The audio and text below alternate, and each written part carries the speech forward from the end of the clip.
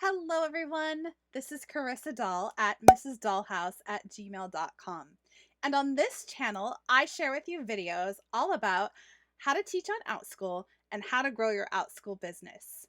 Today, I'm going to be sharing with you how I plan a 30-minute one-time class.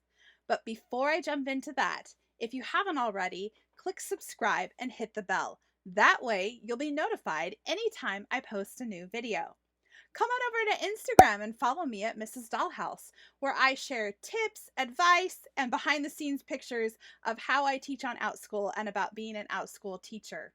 All right, let's jump into today's video. Today, I'm going to be sharing with you how to write a 30-minute one-time class. Now, there are 4 different types of classes that you can teach on Outschool. The one-time class is the one that I would recommend that you start with when you're just starting out teaching on Outschool. It's how I started. So let's briefly go over the 4 different types of classes. The one is the one-time class, and it's exactly like what it sounds. You have a set time. It can be anywhere from 15 minutes clear to 90 minutes. That's the range that you have. And you meet one time with one group of students, and that's that. That's the one-time class. The second type of class that you can do is a multi-day class. This is where a lot of times it happens within the same week, and it's several days. So maybe it would be 2 days a week or 3 days a week or 5 days a week, whatever you decide. And you meet the same time, or maybe it could be different, but it makes more sense. Like if I met from 9 to 9:30 on Monday, 9 to 9:30 on Wednesday, 9 to 9:30 on Friday. And so you would set up your schedule like that. And each lesson would build off each other. So that is a multi-day class. The third type of class is an ongoing class. An ongoing class, if you think about it, kind of like a subscription. The students can start and stop anytime that you want during the ongoing class. Ongoing classes can run for 10 weeks or 8 weeks or a semester or a year long, or they can run for a certain amount of time and then start over again. I teach a couple of different ongoing classes, and the students come in and out kind of like a subscription. They pay each Sunday, and that is for the week for the ongoing class. Now, these classes are not going to build off of each other. They need to be classes where students can come into the class at any point in time and not be behind.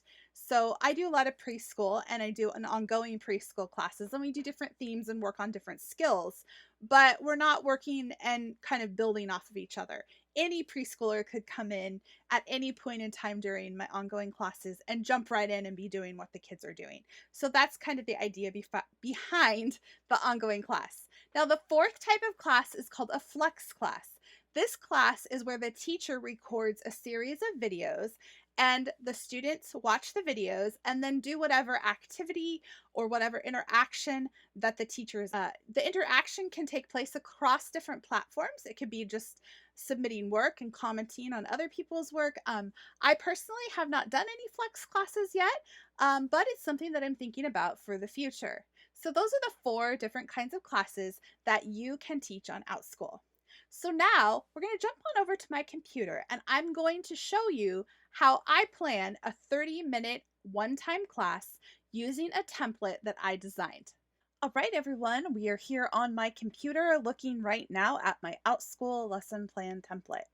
This is the form that I use when I actually sit down and plan out each of the classes that I'm designing or going to write for Outschool to have them approved. This just helps me to organize my thought, organize the theme that I'm using, and just kind of fill out this form and then be able to take it over to Outschool to write the lesson plan. So just want to preface this again that this is a template that I use for a 30-minute or 25-minute one-time class that I'm writing for Outschool. Also, remember that I am working primarily with preschool age students, and so I've tried to make this as general as I can so that it can help you in whatever age group that you're working with. So let's jump in. I'm going to use a lesson that I planned and wrote and have taught the month of December, and it's a lesson on candy canes. I am a very thematic planner, a thematic teacher. I think about what would these students be learning if they were in a typical preschool classroom, preschool setting, what would they be learning? And what we know about preschool is they're learning around the seasons, they're learning around the holidays, they're learning about um, just different themes that come up. And so one of the themes that I really like for December is candy canes. There's a lot of different lessons that can be done with candy canes. So I'm going to write this lesson about candy canes. So for this one-time class, I'm going to include preschool and pre-K. Both of those age groups I teach to. Sometimes I separate them and sometimes I don't, but this one I am going to keep together. So I'm going to call it preschool pre-K candy cane circle time. And I am going to run this class for 30 minutes. So these are the ages I'm working with and the price of my class that I'm going to make my class $8. Now, something that I do when I think about planning my lessons is I kind of work from the end of the lesson and kind of plan backwards. So I think, and this is what I put at the beginning of my lesson, is what do I want my learners to know when the lesson is over? What things do I want to focus on? What are the goals that I have for this lesson? So what I am going to do is list some bullet points. Now, in every single one of my preschool classes, a goal of mine is for my students is turn taking and following directions. Another goal that we're going to have during this candy cane circle time is counting, I can't spell, counting to 10. We also are going to talk about patterns, and my goal is that they could recognize an AB pattern at the end of this lesson. An AB pattern is like blue, yellow, red, white. And so they're going to have multiple opportunities to learn that. And then all of my lessons include a fine motor piece. Fine motor, we're going to practice pincer grasp or grip, through holding color crayons, holding markers, that sort of thing. And also grip coloring and gluing. Sometimes I have a cutting skill. In this particular lesson, I do not. So I start every lesson the same way. So I greet each student with hello song. After we have greeted everyone, maybe I've asked them to share something. In this particular lesson, I haven't, but I have in the past. Like during the fall, bring your favorite pumpkin. It could be a real pumpkin, a plastic pumpkin, a picture of a pumpkin. So I just try and include enough things that everyone can participate. After you've greeted each student, you're going to come up with an opening activity, something that grabs your students' attention and draws them into the lesson, something that's introducing the lesson and kind of gets them excited about what they're going to learn. So a lot of times I use a song, and in this instance, in this lesson, I'm going to use a song called 10 Little Candy Canes. And it's a song that's 1 little, 2 little, 3 little candy canes, 4 little, 5 little, 6 little candy canes. So it's that song, and then we count up and we count back. And I have a visual, and they can see the numbers, and it just kind of draws them into talking about candy canes, not cavities. You could get cavities if you eat too many candy canes. All right, now the next whole group activity we're going to do is actually a rhyme.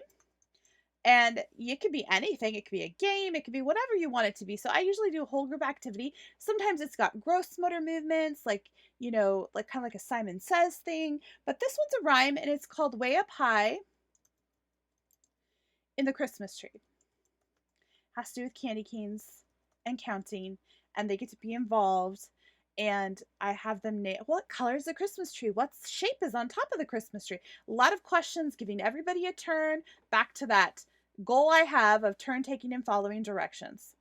Next, I have a story. Now, this story is not actually a published story. It's a story that I created called Candy Cane Patterns. And there is a lot of different copyright issues on Outschool. I tend to stay away from things that could be controversial, but there's a lot of great ideas out there. You don't have to read a story. This instance is kind of like an emergent reader. Like I see, and then it talks about the different colors of candy canes. So there, my students are naming colors, they're naming patterns, we're practicing. So it's a story of colors and patterns. And what it's doing is it's introducing the AB pattern without me saying, okay, now we're going to learn the AB pattern. Okay, that whole thing. All right, next in the whole group activity, we are going to do a game. And I created this game in Google Slides, and it is called Where is the Candy Cane? And what they're going to do is they're going to guess a shape, and I'm going to click it and see if the candy cane is behind the shape. And so they're also practicing shapes. So then I'm remembering that shapes, identifying shapes, is another goal I have. Now, if they don't know the shapes, the great thing is all the shapes are different colors, so they could tell me the colors. So I have multiple ways for students to be successful. And then on our individual activity, they're going to do a candy cane craft where they get to make their own pattern of candy cane. And so they could make it yellow, pink, or they could make it white and red, or white and orange, or yellow and blue, whatever they want. They're going to design their own candy cane and then get to share it with everyone. For my closing,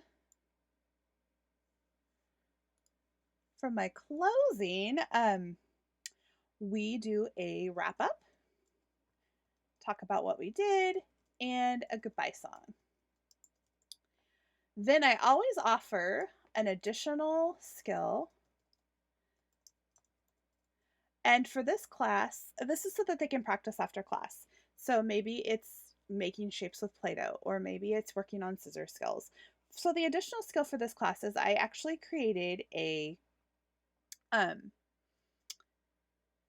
candy cane pattern printable. And so they can make their own candy. It's a series of like 4 candy canes in a row, and they can make their own patterns.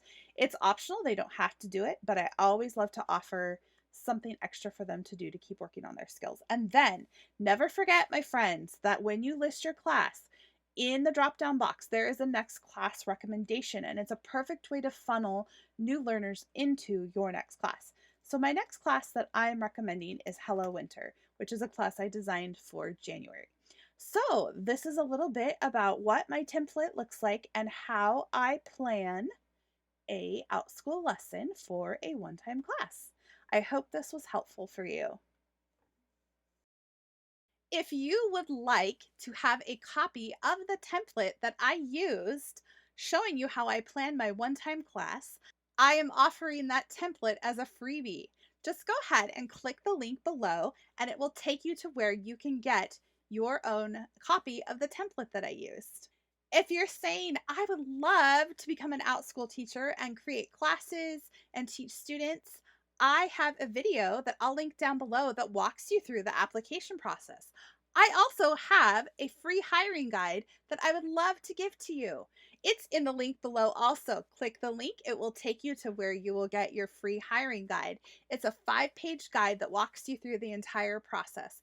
I also, in my video, walk you through how to do a sample class and give you an example. So if you're wondering, oh my goodness, how do I do that? I will show you how to do that. If you want to be hired with Outschool and you would like a referring teacher to help you walk you through the process, I would love to do that.